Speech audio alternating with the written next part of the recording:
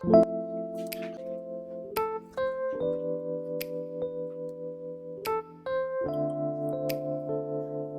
love. Welcome back to my channel. Welcome to tej.inbloom, your sanctuary for emotional healing, inner child healing, spirituality, awakening, and life in general. And today, I want to talk about something quite simple. I came to the realization of this 2 weeks ago when I was going through something that would usually trigger me into emotional suffering, but this awareness kind of changed things for me.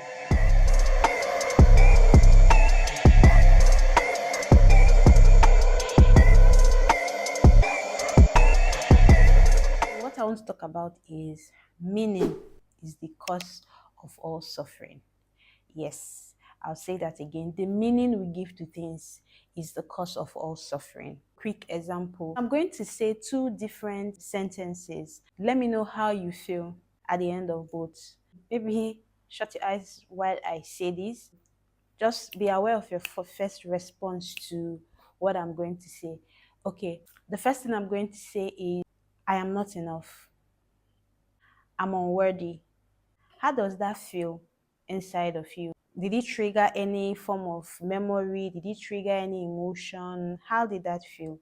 Okay, let me give the second one. I am. How did that feel? It felt meaningless, right? You kind of like chuckled. I'm like, okay, what's that? Do you get what I mean now by meaning is the cause of all suffering?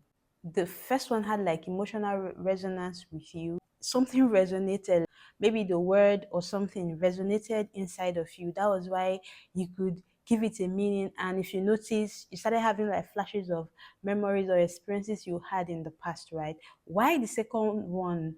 There's really nothing in you that resonates with that. So it's kind of like meaningless and you just smile through it. Perfect. Exactly what happened to me recently. My big sister called me to have like a conversation with me. It's something that would usually throw me off. Like, I've had a conversation like this before, not the exact same. And I remembered I cried so much, I suffered so much, I even slipped into depression. To me, it felt very, very insensitive.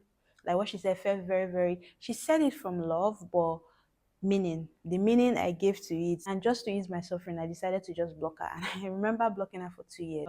I think we had the conversation 2 or 3 years later, and I had to tell her why I had to block her. And then she kind of like explained to let me know that she didn't mean it. Of course, I knew she didn't mean it the way the meaning I gave to you wasn't the same meaning she gave to it when she was having that conversation with me. But because, I was in it kind of triggered things because of the meaning I gave to it and it caused me to suffer. So, fast forward back to us having this recent conversation. So, she went on and on and on and on. Mind you, prior to us having this conversation, I'm in that process of changing my core energy, and that included like working on belief systems, thoughts, and all that, right? So I was already like vibing high before we had this conversation. So I just allowed her like run the call, and she just kept going on and on and on and on and on. And I just allowed her say her piece. And when she was done, I just said, okay, and I ended the call, or she ended the call. And I remember that after the call, I just sat with my phone for a bit. I closed my eyes, and for the first time in my life, I couldn't feel any emotional resonance with whatever she was saying. Like, I couldn't feel it. I didn't give any meaning to it. I remember immediately we ended the call. The first thing I just said, that is what she believes, it's not what I believe. So I'm going to stick to what I believe. And in that moment, I visualized myself. Um, I visualized myself being centered in my belief and confessions and everything that I was saying at the time, right? So I didn't give meaning to what she said.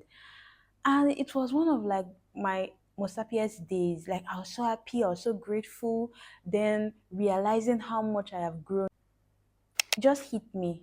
I think I've read about this somewhere or known this like few years ago, but experiencing this few weeks back, wow, it just changed a lot for me. And so much has happened between that time and now that I'm making this video that would usually just like, send me off into my emotional roller coaster. But I'm so centered and so aware and conscious that whenever something happens, the first thing I ask myself is, what meaning am I giving to this?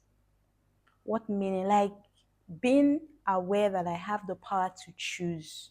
I've always known, but being so conscious to know that I have the power to choose the meaning I give to things now is so liberating, right? And I felt like I should just come here and share that with you guys because it's been so helpful and I know it will help you a lot.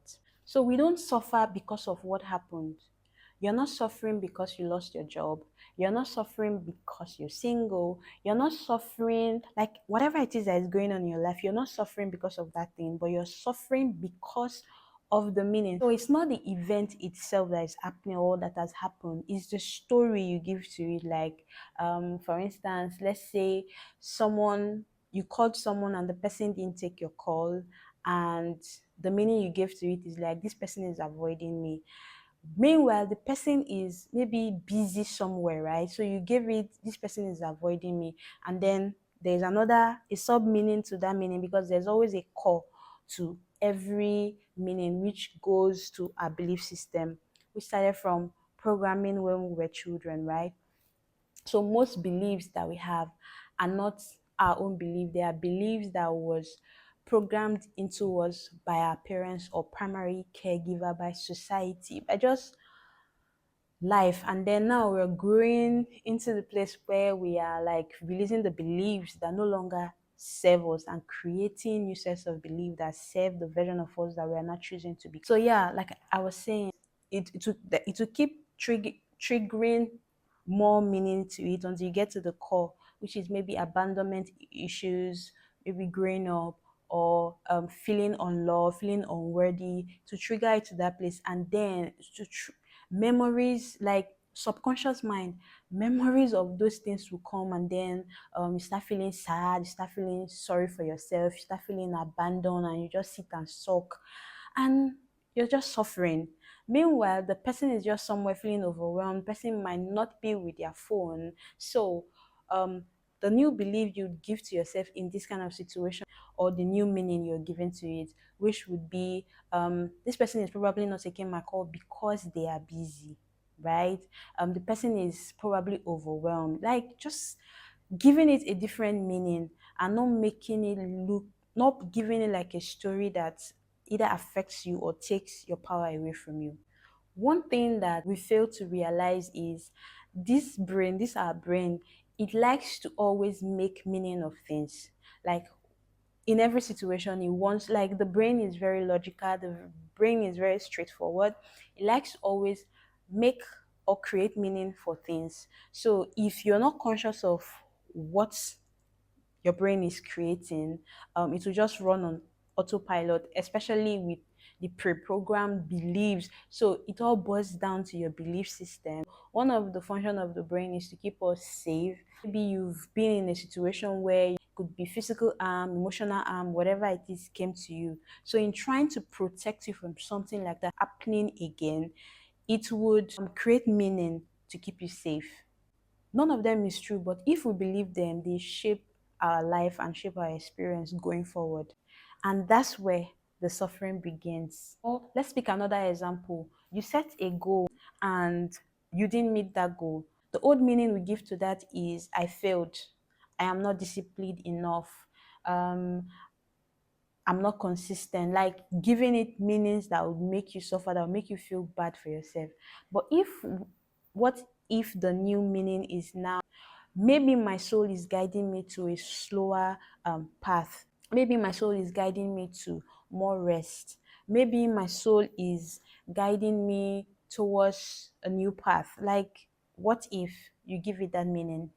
So you see, the same moment, the same thing can hold 1,000 meanings, but you get to choose the one that liberates you, the one that is aligned with who you are becoming. So how do you stop the suffering? Like from my story, the first thing to do is start noticing. What meaning am I giving to this moment? Ask yourself questions like, is this story kind?